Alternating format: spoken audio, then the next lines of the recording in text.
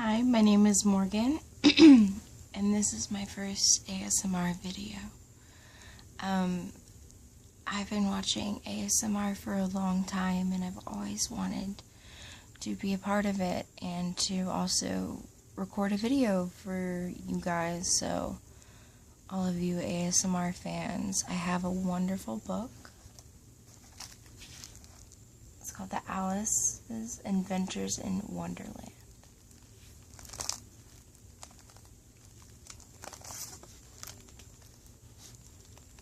Now, I got this in 7th grade at a book fair because I've always been interested in reading. So I'm going to go ahead and try to finish this whole book in one video. And if I can't do that, I'll make it into 2 parts. Okay? So here we go. Now this is a pop-up book, so here we go. Alice was beginning to get very tired of sitting by her sister in the bank and of having nothing to do. Once or twice she had peeped into the book her sister was reading, but it had no pictures or conversations in it. And what is the use of a book, thought Alice, without pictures or conversations?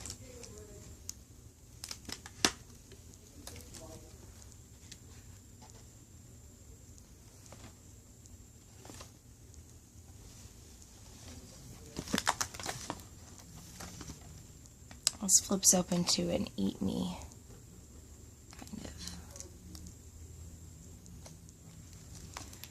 Suddenly, a white rabbit with pink eyes ran close by her. There was nothing so very remarkable in that, nor did Alice think it was so very much out of the way to hear the rabbit say to itself, oh dear, I shall not be too late." But when the rabbit actually took a watch of its waistcoat pocket, Alice started to hear feet. She ran across the field after it, and was just in time to see it pop down a large rabbit hole under the hedge. In another moment down, Alice went after it. The rabbit hole went straight on like a tunnel for some way, and then dipped suddenly down, so suddenly that Alice found herself falling down what seemed to be a very deep well. Either the well was very deep, or she fell very slowly, for she had plenty of time to look about her. She looked at the sides of the well, and noticed that they were filled with cupboards and bookshelves. Here and there she saw maps and pictures and hung upon pages. Down, down, down. Would the fall never come to an end? She felt that she was dozing off, and had just begun to dream, when she suddenly, thump, thump! Down she came upon a heap of sticks and dry leaves. Before her was another long passage, and the white rabbit was still in sight, hurrying down it. She was close behind it when she turned the corner, but the rabbit was no longer to be seen. She found herself in a long, low hall. Suddenly, she came upon a little 3-legged table. She found a little bottle on it with the words, "Drink me," printed on it. Alice ventured to taste it, and finding it very nice, she soon finished it off. "What a curious feeling," said Alice. "It must be shutting up like a telescope." And so it was indeed. She was now only 10 inches high. Soon her eyes fell on a little glass box that was lying under the table. She opened it and found it in a very small cake, on which the words "Eat me" were marked into the currants. So she set to work and very soon finished off the cake. "Curiouser and curiouser," cried Alice. "Now I'm opening out like the largest telescope that ever was."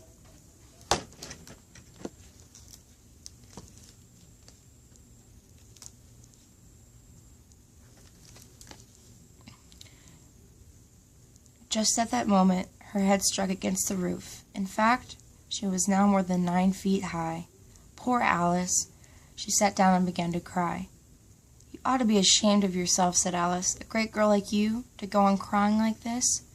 But she went on all the same, shedding gallons of tears until there was a large pool around her. After a time, she heard a little pattering of feet in the distance. It was the white rabbit returning, with a pair of white kid gloves in one hand and a large fan in the other. Alice felt so desperate that she was ready to ask anyone of help. So when the rabbit came near her, she began in a low, timid voice, "If you please, sir." The rabbit dropped the white gloves and the fan and scurried away into the darkness. Alice took up the fan and gloves, and as the hall was very hot, she kept fanning herself all the time she went on talking. "Dear, dear, how queer everything is today." She looked down at her hands and was surprised to see that she had put on some of the rabbit's white little gloves and kid gloves while she was talking. How could I have done this, she thought. I must be growing small again. She got up and found that she was now about 2 feet high. The cause of this was the fan she was holding, and she dropped it hastily. That was a narrow escape, said Alice. As she said these words, her foot slipped, and in another moment she was up to her chin in salt water, the pool of tears that she had wept when she was 9 feet high. I wish I hadn't cried so much, said Alice as she swam about. I shall be punished for it now, I suppose, by being drowned in my own tears. Alice went on and swam to the shore. Poor Alice felt very lonely and now low-spirited. In a little while, however, she heard a little pattering of footsteps in the distance. It was the white rabbit, trotting slowly back again and looking anxiously about as if it had lost something. She heard it muttering to itself, the Duchess, she'll get me executed, as sure as ferrets the ferrets. Where can I have dropped them? Alice guessed in a moment that it was looking for the fan and the pair of white kid gloves. They were nowhere to be seen. Soon the rabbit noticed Alice and called out to her, Run home this moment and fetch me a pair of gloves and a fan. And Alice was so frightened that she ran off at once in the direction it pointed to. So all of those were stored. All of those pages were stored right here.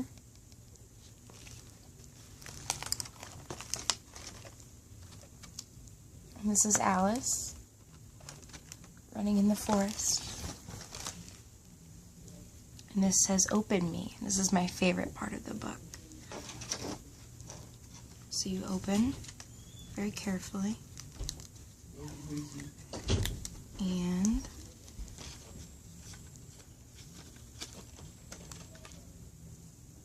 if you take a look down the hole, I don't know if I can show you this, you'll see Alice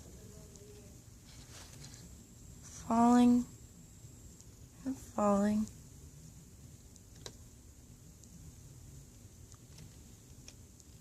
down a great well.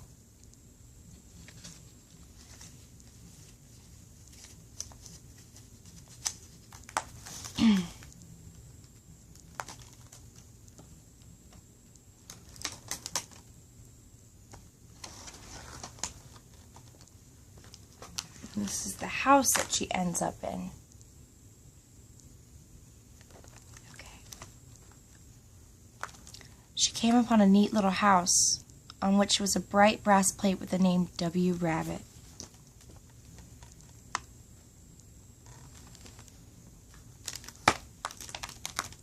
She went in and found her way to a tidy little room with a table in the window, and on it a fan and tiny white kid gloves. She took up the fan and gloves and was just going to leave the room when her eye fell upon a little bottle.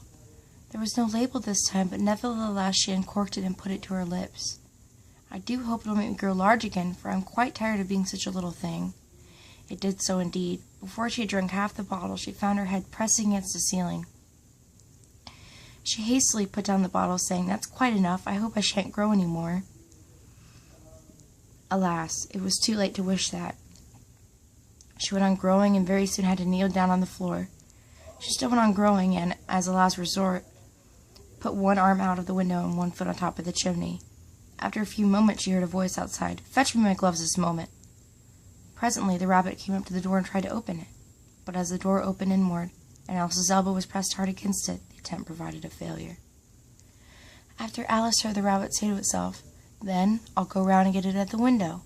That you won't, thought Alice. And after she heard the rabbit under the window, she suddenly spread out her hand and made a snatch in the air. She did not get hold of anything, but she heard a little shriek and a fall and a crash of broken glass. After a minute or two, Alice heard the rabbit say, A barrowful will do. A barrowful of what? Thought Alice. The next moment a shower of little pebbles came rattling in at the window. Alice noticed with some surprise that the pebbles